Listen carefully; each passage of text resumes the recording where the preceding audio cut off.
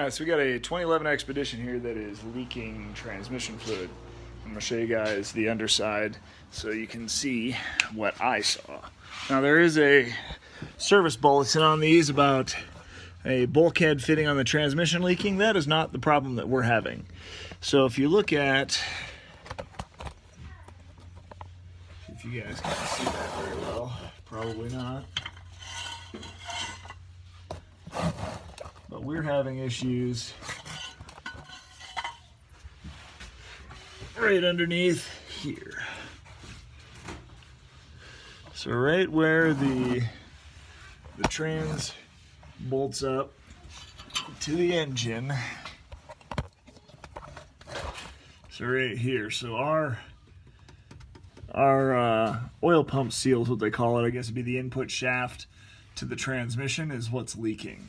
I am not sure why, but we're going to fix that as well as take care of the other part for the bulkhead connector on the transmission. So we're going to do two. So I'm going to have to pull the engine out,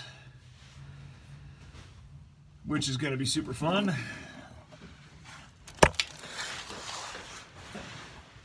And then after getting the engine out, we'll be able to replace that oil pump seal or the input shaft of the transmission. It's where the torque converter mates up with the oil pump. That's why they call it the oil pump seal. So we're going to replace that as well as the bulkhead fitting, and I'll show you what I got here for parts. So I got a couple things. We've got the seal. So this is the seal that the torque converter seals around as it goes into the transmission. And the other part that we got, and this is what there's a service bulletin on, is this bulkhead connector. So this guy is usually what goes bad on the transmission of these. So we're going to replace this guy and that seal while we're at it. Let's get started.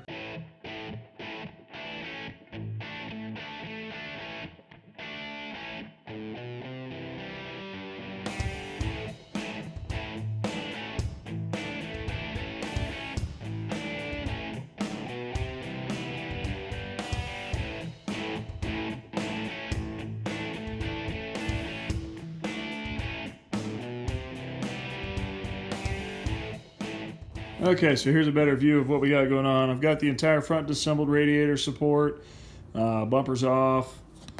The whole reasoning for that is because I was trying to get the fans out. So I got the radiator fans out, and to do so, you just about have to take the core support off. It's a lot easier. So you can see that I got a ton of room between the engine, the front of the engine, and the radiator. And my plan, I've got the alternator off as well. That's where I'm going to connect my hoist up to, is this part. That's actually the block. I didn't want to use any of this stuff up here on the front of the cover because these will break off pretty easily. They're not anything solid. So we're going to connect the engine hoist over the chain, and what I'm going to do is lift it up, and I'm going to pull the whole thing forward so it sits here, and that'll give me enough room between the engine and the transmission to get that seal replaced. So that is the next step. I've got the only thing left that I've got to do. I'll probably have to disconnect this hose right there as well. That's one of the coolant hoses. I was really trying to do it without spilling coolant everywhere, but not sure I'll be able to do that. But anyways, I'll have to take the transmission to engine bolts off, the bell housing bolts. I'll have to get those removed, and then I will be able to start pulling it forward, and we'll see how much play I've got on this.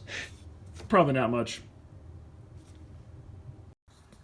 Alright, so I'm just about ready to pull the engine out of this Expedition here. Let's talk about a few things on these 5.4 liter engines. A couple of things that are a giant pain in the butt. One would be the motor mounts. Two would be the starter. And three would be, well, just the whole process. But the third one, you can see how I've got my chains positioned here for lifting the engine. There's not a ton of lifting points on these. I mean, these bolts, like we talked earlier, are not sturdy enough. So this right here is webbing on the block, and you can see I've got two bolts that I've got through here to split the load onto this chain, because each of these bolts probably isn't strong enough to hold it. And then on the back there I did the same thing. So I had bolts that go in this way. The other two bolts for the engine mounts are back there. The other thing is that the intake manifold, it's a lot easier to do this if you take the intake manifold off. Getting to those two bolts back there on the bell housing are very difficult unless you remove the intake manifold. If you want to try to do this with the intake manifold still on, it's going to fight you all the way. Alright, so now let's get this engine pulled forward so that we can replace that transmission seal, and we'll go from there.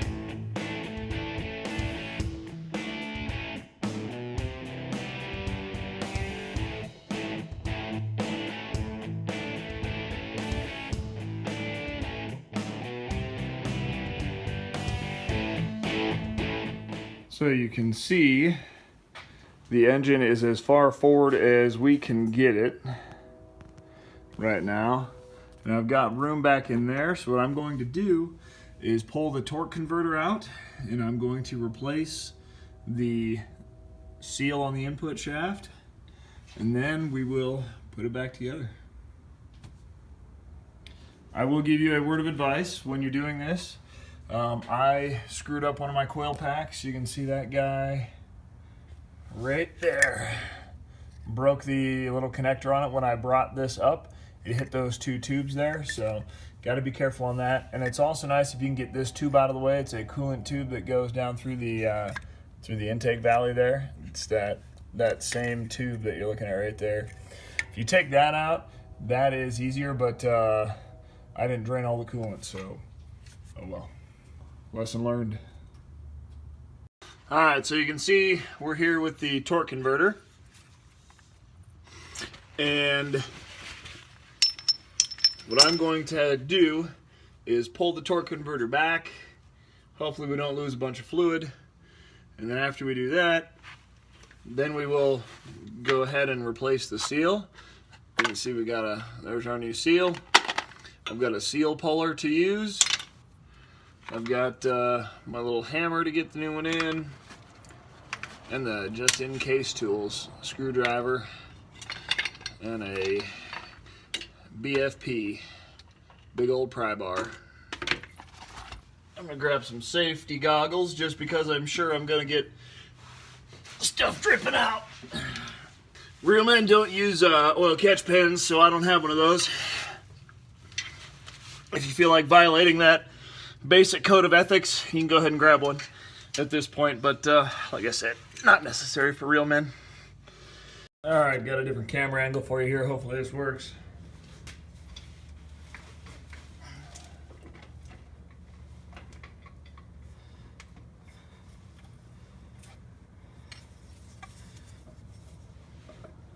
These are not light. I'm more than likely going to lose a little fluid from them.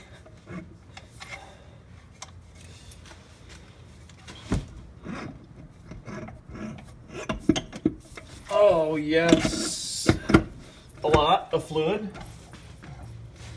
Yeah, but real men don't need that. At this point though, would have been a great idea to have it. It's only dripping all the way down my elbow, no big deal. So maybe I'm gonna not be a real man and grab myself a catch can.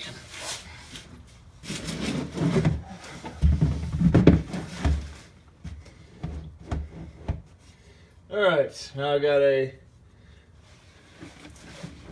some sort of a catch container.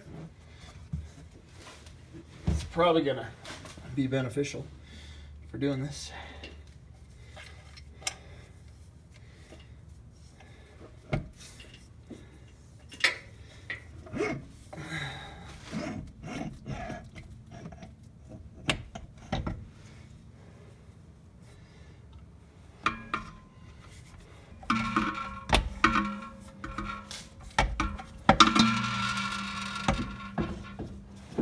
Torque converter's out.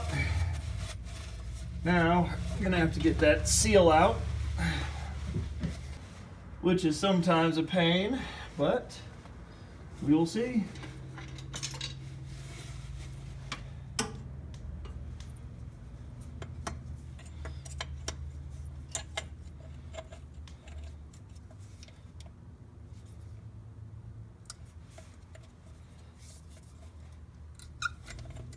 Boom. Seal puller to the rescue. Give her a little bit of a lube job here so she goes in easier. Lube always helps.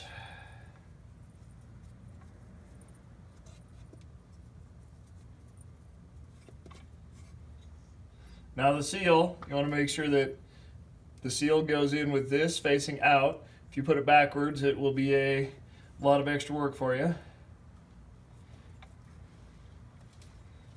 As far as this goes, set it in there, give her a few taps.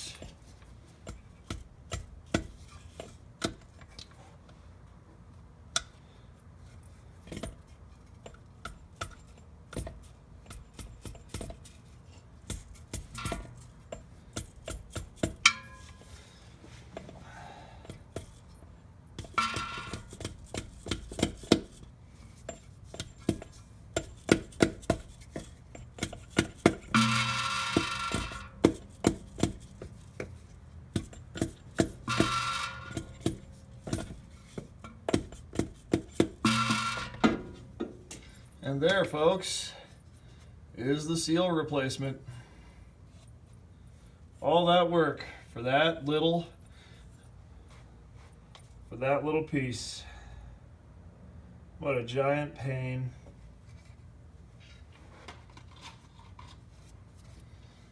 Well, I'm going to lubricate that seal up a little bit. And then we will put the torque converter back in, get it lined up, and throw everything back together. So I'm sure you guys don't want to watch the reverse procedure of all of that. That was pretty involved. So I'm going to cut to the chase here. I'll put all this back together. If you guys have any questions, go ahead and put them in the comments below. But the next piece of the puzzle is that we have the bulkhead connector on the transmission to repair. Hey, if this is your first time to the channel, please comment, like, subscribe. We do a lot of videos on the oddball stuff, but also Mustang stuff, you name it, car stuff across the board. Thanks for watching.